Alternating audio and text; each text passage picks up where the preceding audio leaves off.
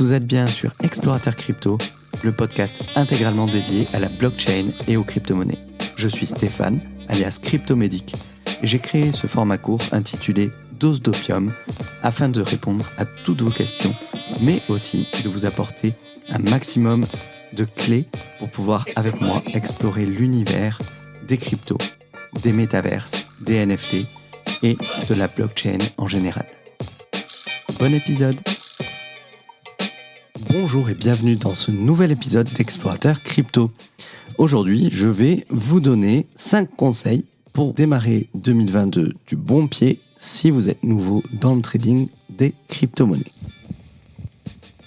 Trader des actions et des cryptos peut être compliqué, donc je vous donne quelques conseils sur la façon de commencer. Tout d'abord, peu importe votre expérience en matière de trading, parce que rien ne peut être fait pour protéger une personne contre la puissance des fluctuations des prix des cryptos. J'en profite pour vous signaler que je ne fais ici aucun conseil en investissement et si vous êtes débutant dans le trading, je vous conseille de ne le faire qu'avec une somme d'argent que vous êtes prêt à perdre parce que ça peut aller très très vite. Donc, soyez conscient des risques que vous prenez avec votre argent. Et si vous le pouvez, commencez en passant par des plateformes qui vous permettent de vous exercer au trading avec de l'argent virtuel. Actuellement, la volatilité du Bitcoin, qui est la mesure standard des fluctuations quotidiennes, s'élève à 64% annualisé. À titre de comparaison, la même mesure pour le SP500, le marché boursier américain est de 17%, tandis que la volatilité du pétrole brut est de 54%. Il est toutefois possible d'éviter l'impact psychologique d'une variation inattendue intrajournalier en suivant ces 5 règles de base. Tout d'abord, vous devez prévoir de ne pas retirer d'argent dans moins de 2 ans. Supposons que vous ayez 5 000 $ à investir, mais qu'il est fort possible que vous ayez besoin d'au moins 2 000 $ de cette somme dans les 12 prochains mois pour voyager, entretenir votre voiture ou effectuer n'importe quel autre achat. La pire chose que vous puissiez faire, c'est d'allouer 100% de vos fonds aux crypto-monnaies. Parce que vous pourriez avoir besoin de vendre votre position au pire moment, peut-être au creux d'un cycle. Il y a toujours le risque de perte de valeur ou de piratage qui compromettent l'accès aux fonds. En fait, tout fonds alloué aux cryptos devrait avoir une période d'acquisition de 2 ans. Ensuite, il y a la moyenne des coûts en dollars. Même les traders professionnels se laissent emporter par la peur de manquer quelque chose, qu'on appelle le FOMO, Fear of Missing Out, cédant à l'urgence de constituer une position aussi rapidement que possible. Mais si tout le monde obtient des rendements de 50% et plus de manière constante, et que même les jetons memes, comme le Dogecoin ou le Shiba, affichent des rendements exceptionnels, comment pouvez-vous rester à l'écart et vous contenter de regarder? La stratégie DCA, je vous en parlais dans un épisode précédent, consiste à acheter le même montant en dollars chaque semaine ou chaque mois, indépendamment des mouvements de marché. Par exemple, acheter 200 $ tous les lundis après-midi pendant 1 an va éliminer l'anxiété et la pression causée par le besoin constant de décider d'ajouter une position. Donc évitez à tout prix d'acheter toutes les positions en moins de 3 ou 4 semaines. N'oubliez pas que le taux d'adoption des cryptos n'en est qu'à ses débuts. On est à peu près une quinzaine de pourcents sur la population mondiale à avoir adopté les crypto-monnaies. N'utilisez pas trop d'indicateurs lors de vos analyses. Il existe d'innombrables indicateurs techniques, la moyenne mobile, les niveaux de retracement de Fibonacci, les bandes de Bollinger, l'indice de mouvement directionnel, le nuage Ishimoku, le SR parabolique, l'indice de force relative, etc. Et si vous considérez que chacun d'eux possède de multiples configurations, les possibilités de suivi de ces indicateurs sont infinies. Les meilleurs traders sont suffisamment expérimentés pour savoir que lire correctement le marché est plus important que de choisir le meilleur indicateur. Certains préfèrent suivre les corrélations avec les marchés traditionnels, tandis que d'autres se concentrent exclusivement sur les graphiques de prix des crypto-monnaies. Il n'y a pas de bon ou de mauvais ici, sauf à essayer de suivre 5 indicateurs différents en même temps.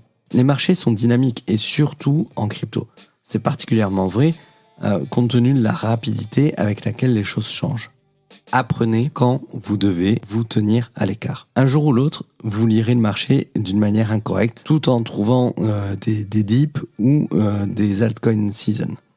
Et chaque trader se trompe parfois. Il n'est pas nécessaire de compenser en augmentant immédiatement la taille de la mise pour récupérer les pertes. C'est précisément le contraire de ce qu'il faut faire. Chaque fois que vous avez une mauvaise passe, mettez-vous de côté pendant quelques jours. L'impact psychologique des pertes, c'est vraiment un lourd fardeau et il aura un impact négatif sur votre capacité à penser clairement. Même si une opportunité claire se présente, vous la laissez passer. Vous allez vous promener, vous essayez d'organiser votre vie en dehors du trading. Les traders qui réussissent vraiment ne sont pas les plus doués, mais ceux qui survivent le plus longtemps.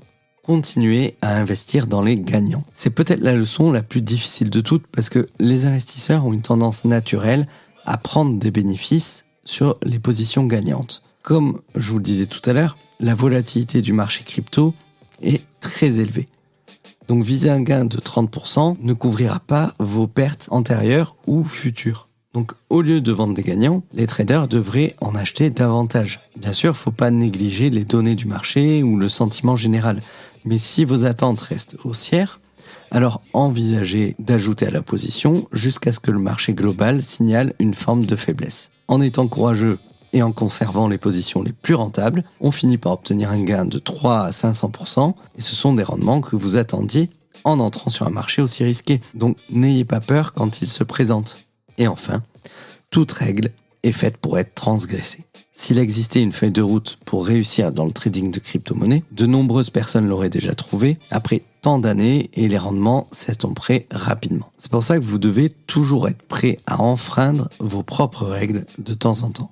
Ne suivez pas aveuglément les conseils d'investissement des influenceurs ou des gestionnaires de fonds expérimentés. Chacun a son propre appétit pour le risque et sa capacité à ajouter des positions après un revers inattendu. Mais plus important encore, veillez à prendre soin de vous en cours de route. Je tiens à rappeler ici que tout ce qui est exprimé là, c'est uniquement à titre éducatif. Tout investissement comporte des risques, donc vous devez absolument faire vos propres recherches avant de prendre une décision. J'espère que ce court épisode vous a plu et je vous retrouve très bientôt sur Explorateur Crypto.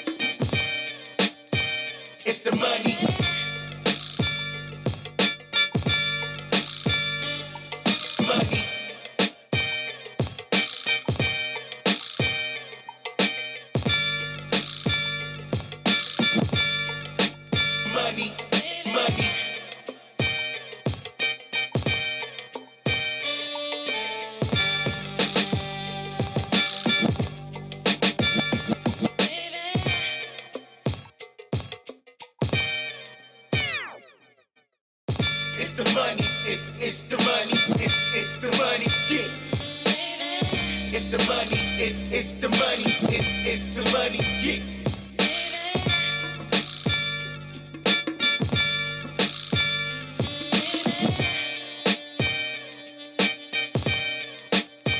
It's the money.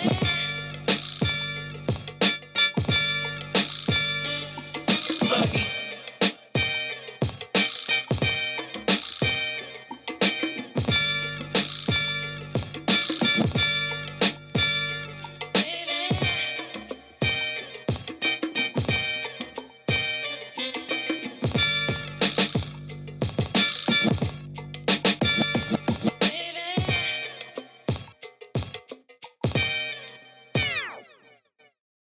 It's the money, it's the money, it's the money, yeah.